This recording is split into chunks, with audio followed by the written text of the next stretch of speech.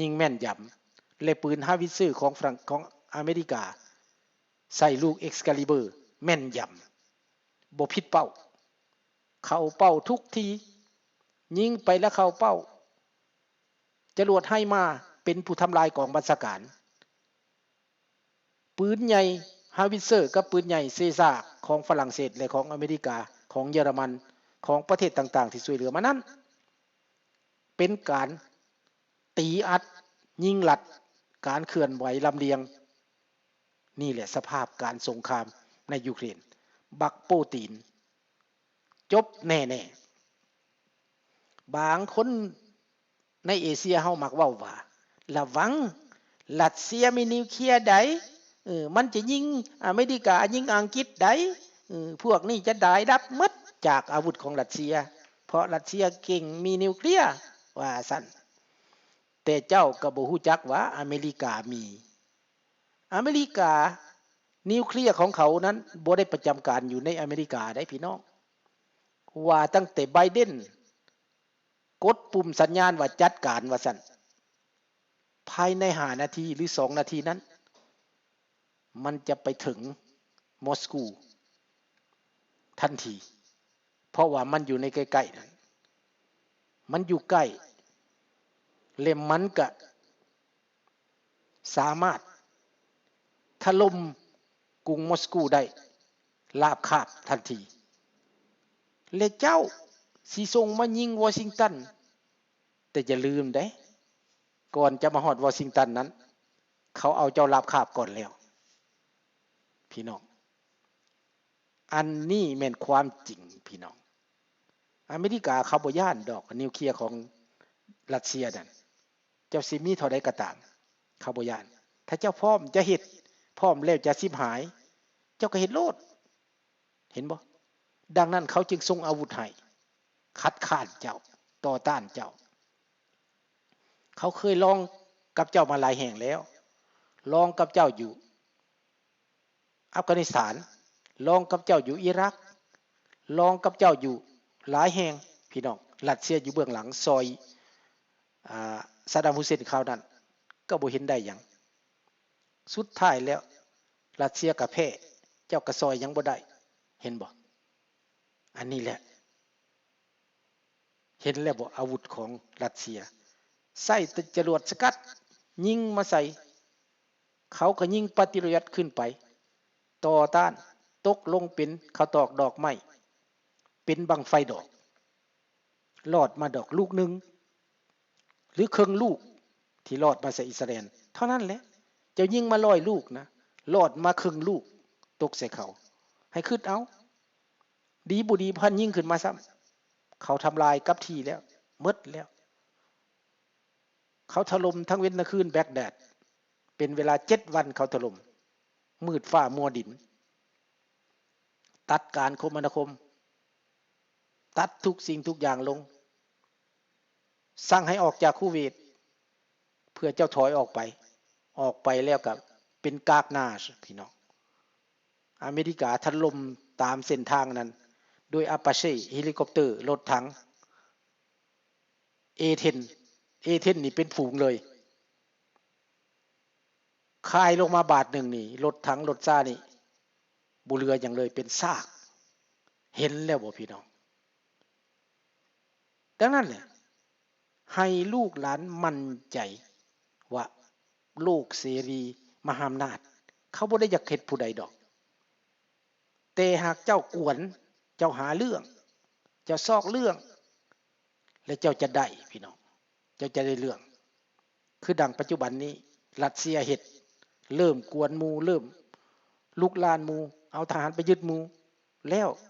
อเมริกาเขาไปซอยยูเครนสอบถามบ่สอบถามเจ้าสิว่าโอ้ยคันบ่มีอเมริกานี่นะยูเครนล่มแต่ดนเขาพูดว่าแนวนั้นเด้เพราะว่ายูเครนเป็นเพื่อนเขาเด้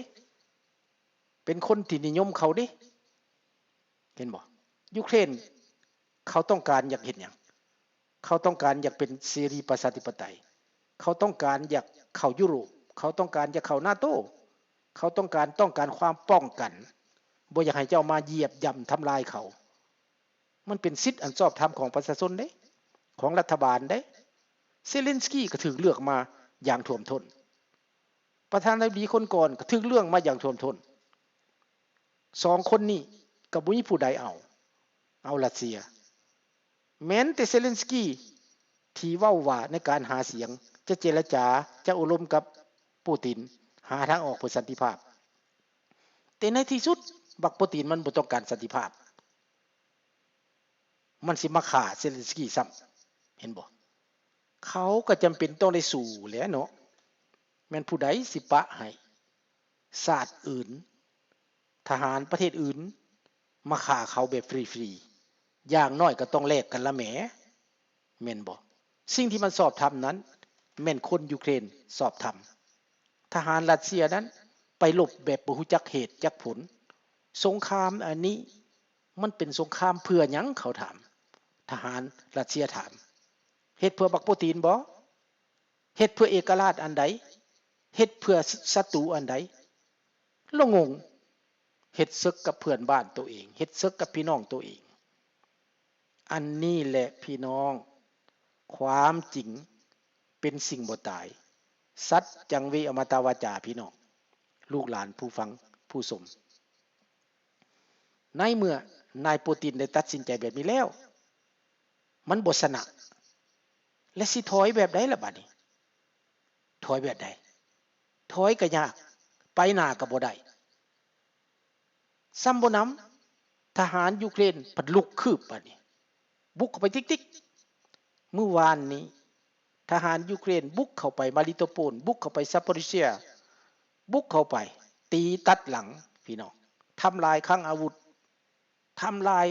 ทหารวักเนอร์ในโดเนตทหารรัสเซียในโดเนตกำลังฉลองกันอยู่นั้นตายไปจำนวน 3-400แต่รัสเซียรายงานว่ามีตั้งแต่83คนบาดเจ็บบ่ได้รายงานบ่ยอมรับความจริงเด้เห็นบ่แต่คนในนั้นเป็นพันๆเข้าไปฉลองปีใหม่แล้วมันสิมาตายแต่83คนน่ะวะตึกถล่มลงมาบ่เหลือหยังเหลือแต่เสาเหลือแต่ซากมันสิเหลือบ่คนแต่มันหาศพบ่เห็นพี่น้องย้อนหยังเพราะมันเป็นเศษเนื้อไปแล้วเพราะว่าจรวดไฮมานี่ห้ายกาดได้พี่น้องยิงกองพันนี่สลายไปทั้งกองพันได้พี่น้องนี่แหละเรื่องของมันปักปูตินยูเครนและรัสเซียแล้วรัสเซียนำมือลอยหลอทางด้านเศรษฐกิจการเมืองต่างประเทศบ่มีไผอยากคบบ่มีไผอยากเว้านำไปหาจีนก็ว่าเจรจาสังคมศึกษาไปหาอินเดียก็ว่าเจรจาสังคมศึกษาเพราะว่าเฮ็ดศึกไปนี้มันบ่ได้หยังดอกมันมีแต่การล้มการตายมีแต่การเจ็บการปวดการเจ็บปวดนี้มันหาทดแทนบ่ได้เด้ตายไปแล้วมันเอาคืนบ่ได้เด้ดังนั้นทหารรัสเซียตายไปแล้ว100,000 กว่าคนนี้จะให้คนยูเครนกลับคืนมาหักทหารรัสเซียหักอิตาปูตินนี่มันเป็นไปยากได้พี่น้องเป็นไปยากได้ถ้าเจ้าได้ทำลายข่อยไปแล้วเจ้าเฮ็ดให้ข่อยเจ็บแล้วนี่นะข่อยอยู่ในใจข่อยเลยดิข่อยบ่มักแหละเห็นบ่อันนี้นะพี่น้องเจ้าเป็นคนซอกเรื่องจะเป็นคนหาเรื่องเกิดขึ้นมาแบบนี้แล้วในเมื่อหมู่ตอบโต้เจ้าแล้วเห็นเขาบ่ปากเจ้าสิว่าเขาบ่ก็สิว่าเขาย่านเจ้าบ่เขาก็ปกปักรักษาเอกราชอธิปไตยของเขาเจ้าเลิศข่มเหงเอาเห็นบ่ยึดนั่นยึดนี่ถล่มใส่เมืองเขาประชาชนของเขาเจ็บปวดต้องเป็นอพยพแตกหนีเป็นล้าน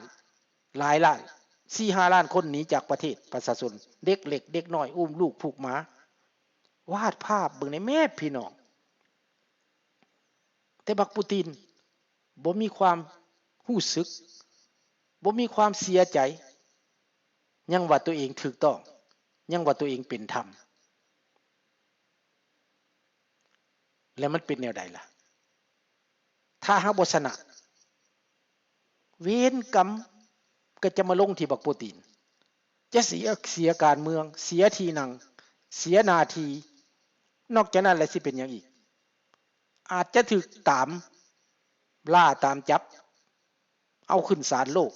บ่มาเขาก็ไต่สวนลับหลังได้พี่น้องศาลโลกนะเขาบ่สนได้เขาไต่สวนลับหลังเจ้าได้เจ้ามาหรือบ่มาเขาบ่สนแหนโลกมีความชอบธรรมที่จะตัดสินและไต่สวนเจ้าแม่นบ่พี่น้องลูกหลานผู้ฟังผู้ชมดังนั้นปูตินนี่จึงตกลำบากแล้วกลืนบ่เข้าคายบ่ออกแล้วมันกลืนบ่เข้าคายบ่ออกย้อนหยัง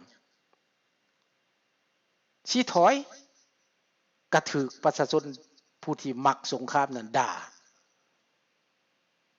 เสียเปรียบสิบ่ถอยก็คืบหน้าบ่ได้ไปหน้าก็เจอลูกให้มาถอยหลังถึกประชาชนตีนถีบบ่มีบ่อนไปแล้วทหารรัสเซียทหารกาดีรอฟก็บ่ได้ยินแล้วเดี๋ยวนี้นะคือสิตายหลายคนในบ่อนฉลองในโดเนตนั้นในเมืองอีหยังคาคิฟกาบ่หรือเมืองปิซังในแถวนั้นแหละใกล้กันกับบักมุดนั่นทหารรัสเซียล้มตายเป็นเกลื่อนเป็นพักเป็นป่าบางคนก็ว่าย้อนโทรศัพท์บางคนก็ว่าย้อนนักสืบสวนแนมของยูเครนเพราะว่าเขาฮู้เด้เขาได้ข้อมูลเด้ว่าเจ้าสิมาฉลองปีใหม่กันอยู่หั่นถ้าเจ้าประกาศว่าปีใหม่นั้นเฮาหยุดเพื่อศาสนาสังคมวัฒนธรรมเขาก็อาจจะบ่ยิงยูเครนแต่ว่าเจ้าเองบอกว่าแม้นจะเป็นคริสต์มาสก็ตาม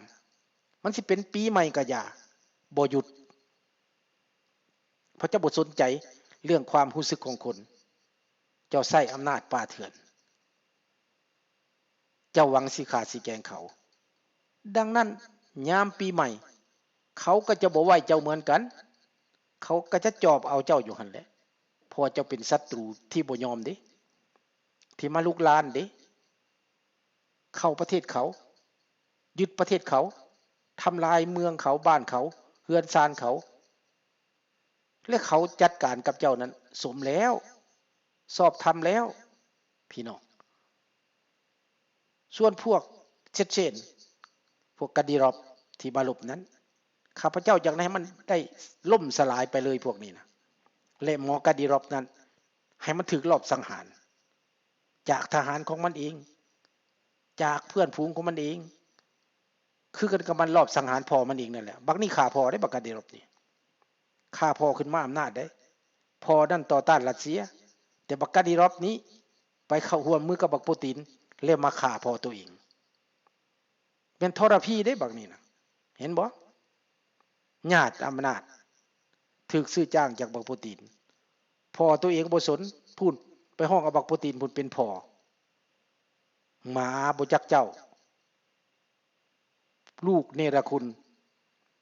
แม่นบักกาดีรอฟอาวุธยุทโธปกรณ์มาได้มานั้นแม่นการขายน้ำมันพี่น้องเห็นบ่บักปูตินก็ซอยอีกน้ำมันจากซิเบเรียได้ฟรีมาใส่เงินก็ได้หลวงหลายภัยมากบักกาดีรอฟมันก็เลยขึ้นอาวุธยุทโธปกรณ์บ่อึดซื้อจากตลาดมืดรัสเซียก็เลยใช้สวยโอกาสใช้ทหารเชชเชนนี้มาลบในยูเครนแต่พวกยูเครนเขาก็บ่หวั่นเกรงเพราะว่าพวกเชชเชนประชาธิปไตยมีกองพันหนึ่งตัดสินใจลบเคียงไหลกับคนยูเครนและเป็นอพยพในประเทศยูเครนอยู่ไครเมียอยู่เกียบคนเชชเชนที่อพยพมาอยู่ในยูเครนนั้นเขาอาสาสมัครเป็นทหารลบกับทหารบักกาดีรอฟเขาฟังกันได้เขาเข้าใจภาษากันจึงซอยให้ยูเครนนั้นสามารถตีผ่าวงล้อมของพวกทหารกาดีรอฟได้บักกาดีรอฟไปบนใดก็ต้องถ่ายรูปอวดอ้างทหารมันคือกันคณะมันคือกันสุดท้ายหัวหน้าพวกเชชเชนบ่แม่นบัก